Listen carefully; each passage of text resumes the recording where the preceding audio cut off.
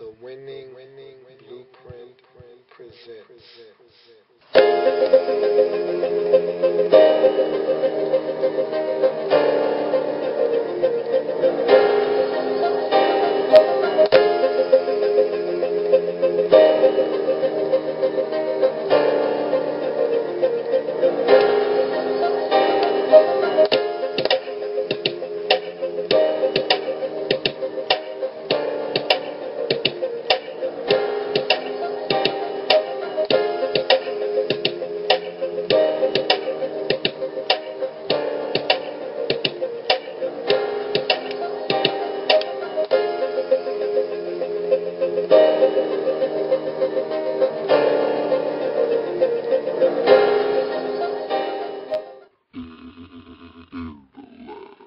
Draft Zone. Welcome to the Draft Zone. I'm your host, Lou. Thank you for joining me. This is the 2013 NFL Draft Wrap-Up. What we aim to do with this series is break down the NFL Draft of every single team in the National Football League, all the picks that were made, give out scores, get an aggregate score for each and every single team individually, and move on from there. Today we'll be talking about the Kansas City Chiefs. Kansas City! They held the #1 overall selection in this draft, and so a lot of intrigue surrounding the Kansas City Chiefs and the direction that they're going in. It's a brand new team in Kansas City. They look nothing like they did a season ago. Andy Reid bringing in all of his cohorts, and they're changing the way the Kansas City Chiefs look to do business, the way this team is going to look on and off the field. And so very anxious to take a look at the draft that the Kansas City Chiefs were able to put together. And we'll do that today, break them down, each individual pick. And we won't just break down the pick itself by looking at the player. We'll also look at how the pick was made, where it was made, how this player may impact the team in 2013 and moving forward. We'll use our baseball grading scale to do so. Single, double, triple, home run. There are no strikeouts in the NFL Draft Wrap-Up, as we can never tell if these players are going to pan out or not in the National Football League, and we can't tell if a team reached or not. Simply put, each team has different varying degrees of grades on these players, and you can't tell what player was supposed to go where, if the team reached or not. If it's your guy, get your guy. That's how I feel, and so there are no strikeouts in the Draft Wrap-Up. So with that being said, we're going to average up all the scores we get from each draft selection for the Chiefs, total it up, and get an aggregate score for the Kansas City Chiefs as a whole, and then move forward from there. And I've got the Kansas City Chiefs draft board behind me. I've got the missing link here in the handy-dandy pointer. Let's get to the draft board and get busy on the Kansas City Chiefs and their draft. We look at the needs for the Chiefs. O-line. I don't know how big of a need that is. The Chiefs probably could use a little bit of help inside, maybe at the center position. I think guard is okay. Maybe you want to upgrade there. Tackles, I think you definitely could use an upgrade there. We'll talk about that here in a second. But I think they've got a lot of good depth on this roster. They're just looking for guys that can start. So defensive line, also a need that you could address in this draft if you are the Chiefs. Safety, definitely something that could be addressed. Linebacker, quarterback as well. No more Matt Castle on this team, but you do go out and get a backup and a guy that could potentially start for you down the road. Of course, you got Alex Smith as your starter, but you also got a guy like Chase Daniel on your roster now as well. So quarterback could be another arm you're looking for. I don't know how much of a need is quarterback. I put it down because you've got two guys on your roster right now that could start, but we really don't know what Chase Daniel is in this league. And so you could use another arm on this roster if at all possible. So now we look at the draft board. Round, pick, players, position, school. We start with the first overall selection in this draft. Chiefs held the first pick in this draft, and a lot of suspense surrounding this pick. We knew it was going to be an offensive lineman. We just didn't know which one. Was it going to be Jokel? Was it going to be Fisher? Jokel, to me, was the more NFL-ready tackle. He was ready to go right away, but Fisher wasn't that far behind Jokel in that process. And also, Fisher had the most upside. And I think for the Kansas City Chiefs, the tackle out of Central Michigan, Eric Fisher, won out because of that upside. And I think Eric Fisher has great athleticism, great feet. He's mean, and I love that about my tackles. I think that's another thing for me that won me over with Fisher was the nastiness that he possessed. I thought that Jokel was a nice guy. He was a technician, was Jokel, but he was a technician that was extremely nice. You know, he just did his job, went about it really human-like. Like, hey, I blocked you. You're not going anywhere. You're not touching my quarterback. Hey, hope you have a nice, successful game. You just won't get to the quarterback when you're rushing on my side. Eric Fisher is nothing like that. He's a mean guy. He wants to get you in your face in the dirt, smash you down and pancake you, get to the next level and get in the action. That's what I like. I think the athleticism and the ability to get to the next level and slide the feet and move is something that really intrigued the Kansas City Chiefs, a team that loves to run the football.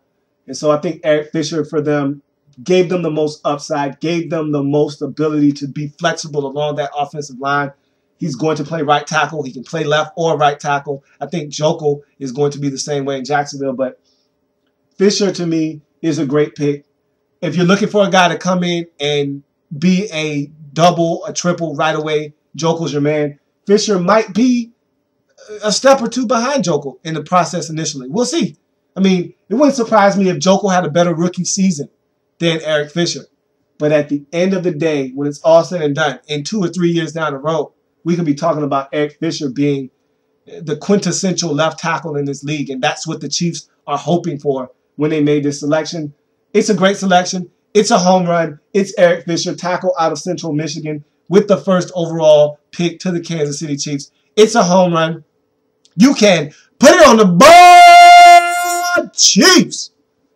First round, Eric Fisher, home run. We go to the third round now. You don't have a second round selection as you traded that away in the Alex Smith trade to the San Francisco 49ers to get his services. So you don't own a second round pick. So we go to the third round.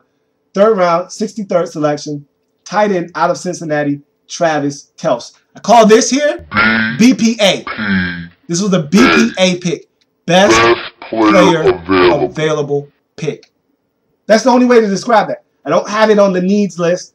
I don't think it was a glaring need. You went out and got Anthony Bassano in free agency. You already have a guy like Tony Moeaki, and I thought he had a very disappointing 2012 campaign, if I may say so myself.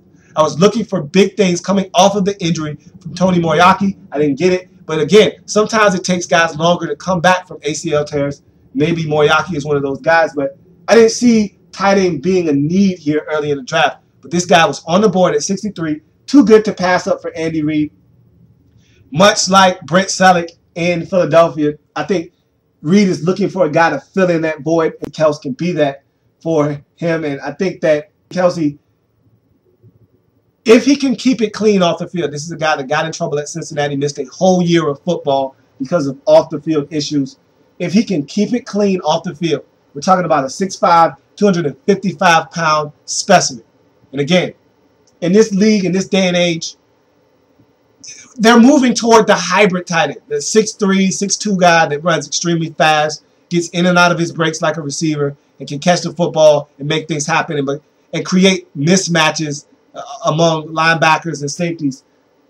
He's a throwback. He's a 6'5", 255, 260-pound tight end that can catch, that can run. We're talking about a 4.6 40 type of tight end. So he can run. He can catch. He can do all the things you like. Sometimes he gets ahead of himself. Wants to run before he catches the football. And he can block. He's probably one of the better straight line blockers in this draft at the tight end position. So you get the best of both worlds here in a pass-catching threat and a guy that can block extremely well. And I think that Andy Reid and his staff felt like they couldn't pass up on a guy this good at this point in the draft. I think this was a BPA for sure. But I like Travis Kelce a lot, and I think he has the potential. Look, I don't toss this around lightly. So listen to me when I say this. He has, I'm not saying he is the next, he has the potential to be a Rob Gronkowski type of tight end. He's that talented. He's that big. He's that physical. He's that imposing. He's that athletic. He can be that guy for you if he keeps it clean off the field, focuses in on his craft, and gets better as a tight end. Remember, keep in mind, this guy came to Cincinnati as a quarterback. He was recruited as a quarterback, made the switch to tight end, and so he's still learning the nuances of the tight end position as we speak. But all the skill sets, all the different attributes are there with Travis Kelce, and I think he's going to be a star in this league if the Chiefs get the most out of this guy. It's a triple for me at the tight end position. The only reason it's not a home run is because of the off-the-field issues. I got to make sure that this guy understands that he cannot be an off-the-field distraction. He has to quit with the alcohol. He has to quit with all of the distractions that saw him miss a year at Cincinnati. If he can do that, we're probably talking about a home run here in the third round. That's great value for a guy at the 63rd pick in the third round, tight end out of Cincinnati, Travis Kelce. You look at another third-round selection, 96th overall, compensatory pick for the Kansas City Chiefs, running back out of Arkansas, Najee Davis. To me, this is my favorite pick in the draft. I love Najee Davis. And if not for the injuries of this guy, I tell you what, this guy would be an absolute top 15 pick. He's a stud. I love Najee Davis, but the injuries, the inconsistency, everything that you want in a running back is here. Right here. 5'11", 225. I mean, solidly built. 4.37 40. 31 reps of 2 1/4 at the combine. This guy's physical. Not afraid to lower the pads and lower the boom on somebody. Can run around you. Can jump over guys. Very athletic. But every time he runs the football, you cringe because you're like, is this the time where Niles isn't going to get up? Is he going to be injured? Is he going to tweak a hammy? Is he going to hurt his shoulder? Is he going to break his forearm? Is he going to jam his toe? What's going to happen to Najee Davis next? You knew something was going to occur. You just didn't know what. But everything is there in a nice, neat, tight package with Najee Davis. And he showed up at the combine and he balled out. He reminded me of why I love this guy at Arkansas. He reminded me of everything that I saw that had me salivating 2 years ago. And so I love this pick. He was my favorite pick in the draft. I said someone's going to get a steal because no one is talking about Najee Davis. And for good reason. When you get injured every single year, when it becomes an annual thing, yeah, it's easy to overlook a guy because you're saying to yourself, he's going to get injured anyway. It doesn't matter. But if he can stay healthy, and that's a huge if. If my head was turned backwards, I'd be able to see both front and back. But my head isn't turned backwards, so if is a big word. Biggest word in the dictionary. Even though it's only 2 letters, if is a huge word. If Najee Davis can stay healthy, the Chiefs got themselves a steal in the third round. Absolute robbery, thievery in the third round with Najee Davis. Because you already have Jamal Charles. You toss this guy in the mix. You got Cyrus Gray as well. Man, this backfield could be loaded with talented guys. And so, I love this pick. I just told you everything that I love about this guy. Physical. Can block in pass pro. Is explosive out in space. Problem is, you don't get to see it. Because he's much like Darren McFadden in the sense that the upper body is strong and solidly built. And then you get down to the bottom and it's a couple of sticks. So, he's not as bad as McFadden was coming out of Arkansas. His legs are a lot stronger, but he falls down a lot. He's a guy that can get tripped up very easily. So you never get to see the 4.37 speed truly on the field. But I like this guy a lot. If he can get some carries, stay healthy, look out for Najee Davis, running back out of Arkansas in the third round, 96th overall selection. It's a triple for me. And I know that's a little high for a guy that was injured in college, but I can't ignore what this guy can do on the field. The injuries scare me. Or else this could have been a home run for me. I'm that high on Najee Davis. But I got to scale it back. This could easily be a double because of the injuries. But I just think with the way he showed up at the combine, he looks healthy. There's a lot of tread on these tires because he was always injured at Arkansas if he can just stay healthy and shake the injuries. That's a big word, if. Now Davis could be the steal, not only of the draft for the Kansas City Chiefs, but the steal of the draft overall as a whole. So we go to the needs board, and you look at the Chiefs. They were able to handle an initial need in the form of Eric Fisher at the offensive line with that tackle pick. But that's it right now as we wrap up the third round for the Kansas City Chiefs. So now we get into the fourth round. Fourth round, 99th overall selection, linebacker out of Alabama, Nico Johnson. I like that name, Nico. Sounds like a tough guy. Nico. Hey, what do you want to do with Nico? Huh? Hey? Huh? Problem is, as tough as that sounds like some kind of mafia monster. Nico, hey, you want to watch out. You don't want to mess with Nico, okay? He's not as tough as his name sounds. And that bothers me because Nico Johnson is a physically built guy, 6'2", 250 pounds. He looks solid. He looks like he's about to lay the lumber to somebody.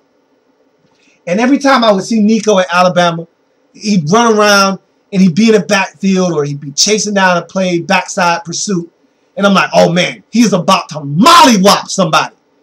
And Nico would come. I'm like, oh, here it comes. Here it comes. And I'm like, what? Now, look, don't get me wrong. He get the guy on the ground. But I was looking for some explosion and some physicality, some...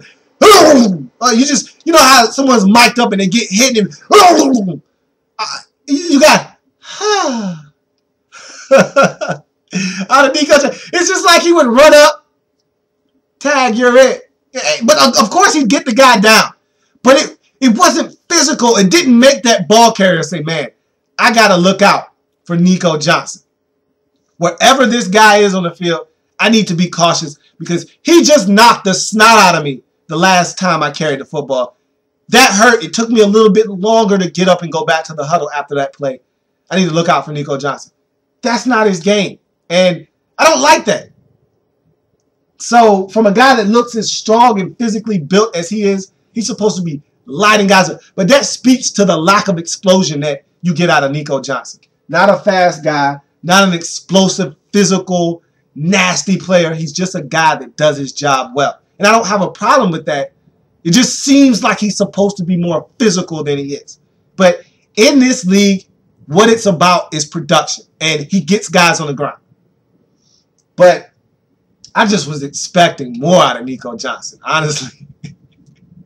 Honestly, I was. Again, Nico. Hey, Nico, tough guy. Yeah.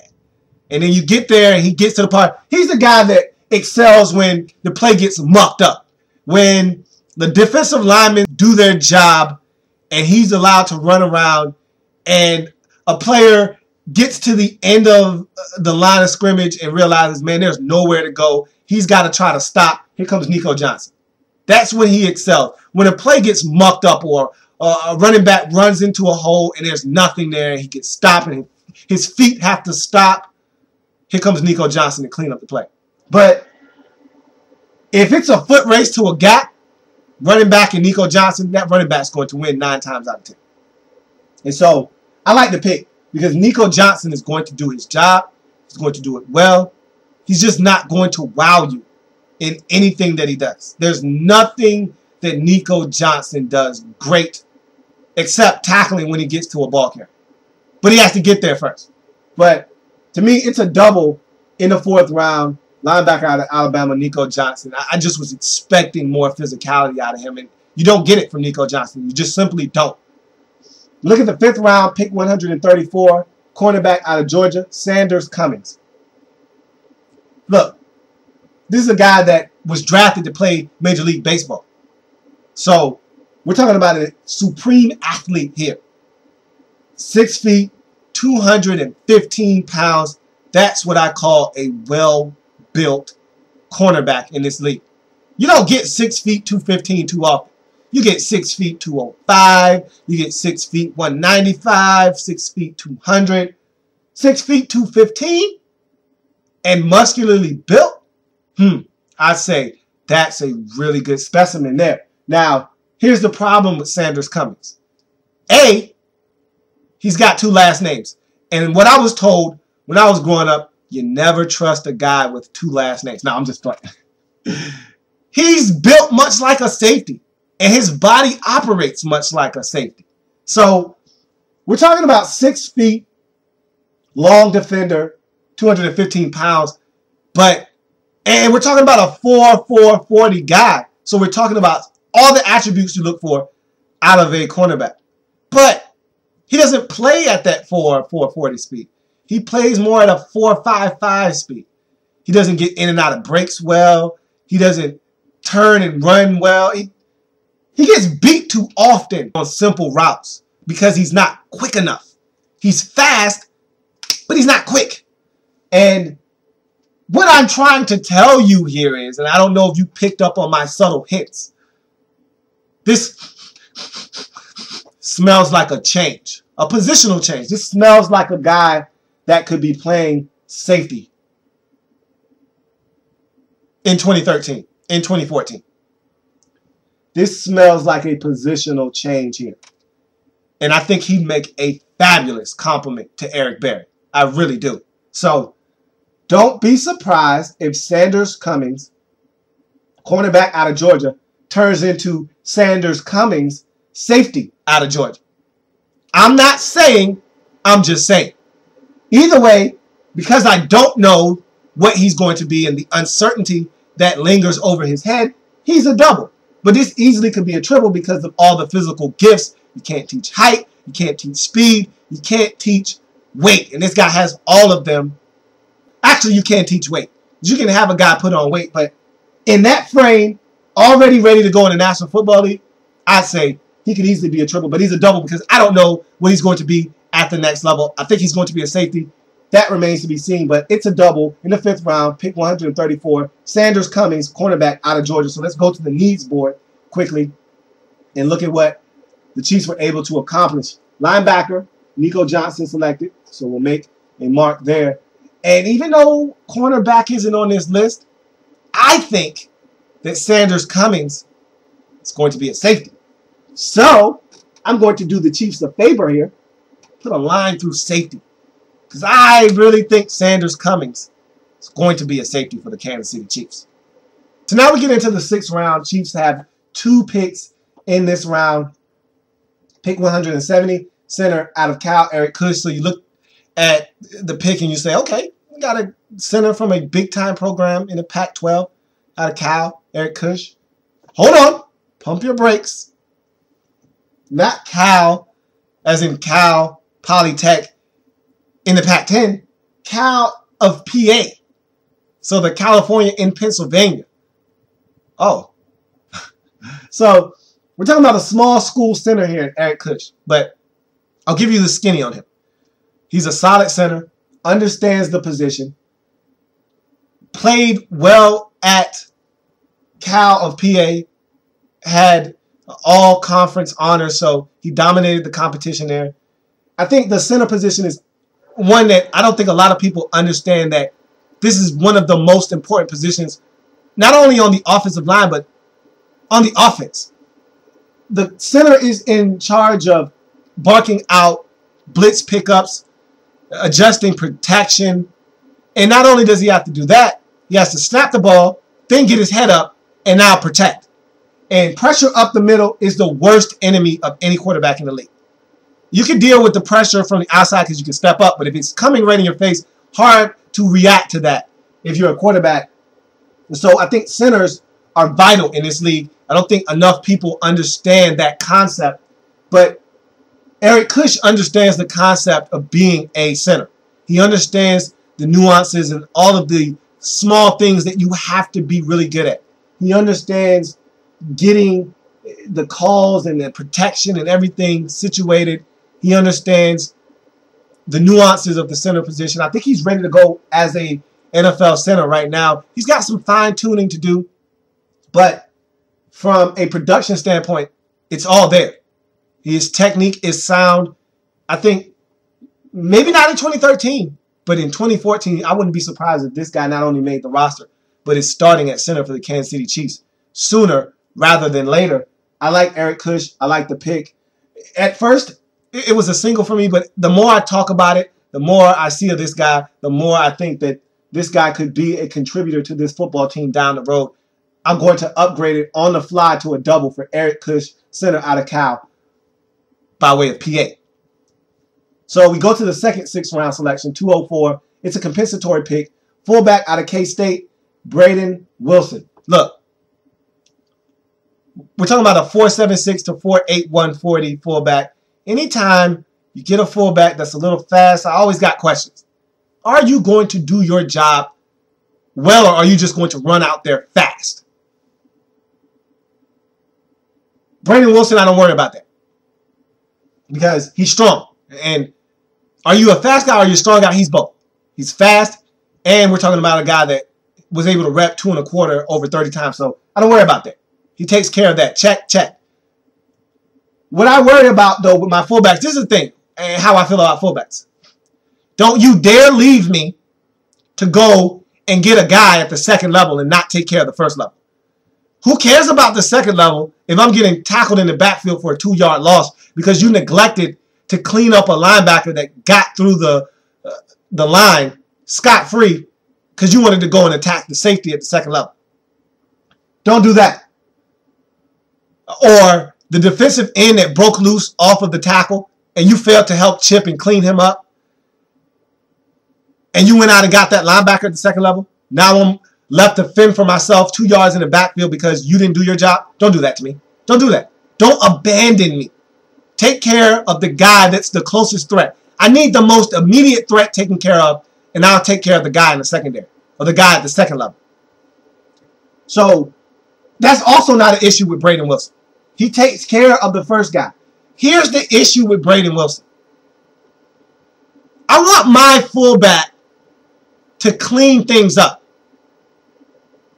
It's okay to make initial contact. I want you to clean it up, though. So what I mean by that is get a guy on the ground, pancake him, seal him inside, do whatever it takes to get this guy out of the play. I don't want this guy to just get blocked and then you let him go and you go to the second level. Braden Wilson sometimes doesn't clean up his mess. You know how someone spills a little bit of juice in the kitchen on the counter? And now look, he's not negligent. He doesn't spill the juice, knows it's there, and neglects to clean it up. He goes and gets the paper towel, but he only wipes it one time. So there's residue still there. He didn't wipe it up good. It's sticky. The next person that comes, they put their plate down and it sticks to the counter. What just happened? Who made a mess and didn't clean it up? It was Braden Wilson. And so I need a guy that's going to take that paper towel after they make a mess and wipe it up 3 or 4 times. Go over it once, fold it up, go over it again, fold it up, go over it one last time, and make sure the counter's nice and clean and smooth. Braden Wilson doesn't always do that. He goes in, he makes initial contact, and he's strong at the point of contact. But he makes that initial contact, and now he's looking to get to the second level. Well, guess what? That guy that you made initial contact with and let go, I'm waiting for your next block. He comes from behind and tackles me. Maybe even forces a fumble because I don't expect him to be there. So instead of that 27-yard run that I got coming to me, it's only 8 yards now. Because you didn't seal off that guy that you were supposed to be taking care of at the first level. And so I need you to clean up your blocks. I need you to make sure that the work is done before you move on to get seconds. All right? Finish the food that's on your plate before you go back for seconds. You know the person that likes to eat all their macaroni and cheese up, but they still got a whole bunch of vegetables and a piece of chicken on their plate still, but they want more macaroni? How about you eat the rest of your vegetables and your chicken before you come back for some more macaroni? That's Braden Wilson. Finish up your first initial block before you go back and double dip and go and get somebody at the second level. And so as a running back, it's your job to make that next guy miss. You take care of your job, I'll make that safety or linebacker miss. So for me, Braden Wilson is a single because I got questions about him cleaning up his messes, finishing the rest of the food that's on his plate before he goes back for seconds. So it's a single for the fullback out of K-State, Braden Wilson, in the 6th round, pick 204. They finish up the draft in the 7th round at 207, the defensive end out of Princeton, Mike Catapano. And Mike Catapano, for me, is a guy out of Princeton, so you're thinking right off the bat, this guy is extremely intelligent.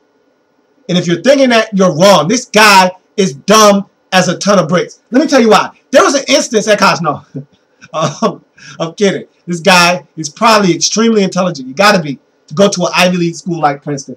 But what attracts me more so to Mike Catapano than anything else is his attributes, is his measurables. 6'5", 260, 270, 275, 4.75 40.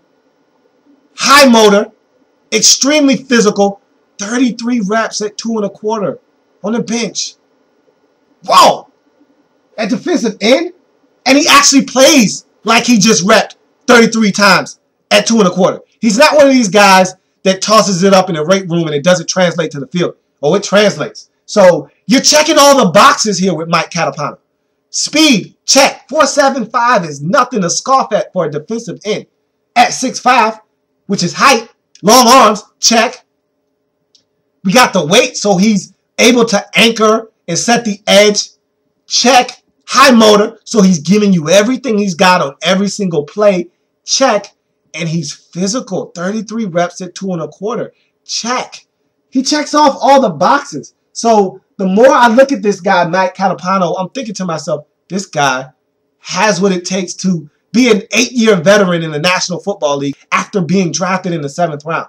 Quietly, he's going to make the roster. Quietly, he's going to have an impact on his football team. Quietly, Mike Catapano is a double defensive end out of Princeton in the 7th round at pick 207 for the Kansas City Chiefs. So you look at this draft as a whole, and let's clean up this needs board. You just get Catapano in the 7th round, defensive end out of Princeton.